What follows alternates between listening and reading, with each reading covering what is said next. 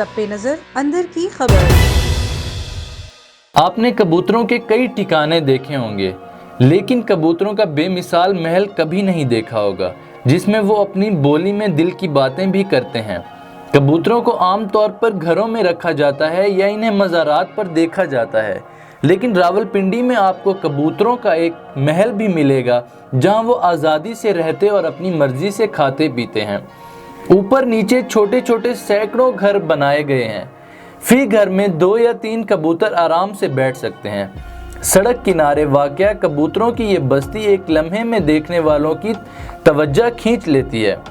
मुख्तलिफ अक़साम के कबूतर और इस लकड़ी के बने हुए महल में रहते हैं। मकामी शहरी इन कबूतरों को दाना पानी रखते हैं।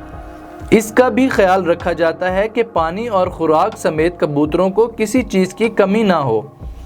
चमकता सूरज अलविदा कहने की तैयारी करता है तो नगर नगर की सैर करने के बाद कबूतर इस महल में पहुंच जाते हैं। लकड़ी से बनाए गए इस महल में कबूतर बारिश, आंधी और तूफान में भी महफूज रहते हैं। A1 TV, सब पे नजर अंदर की खबर।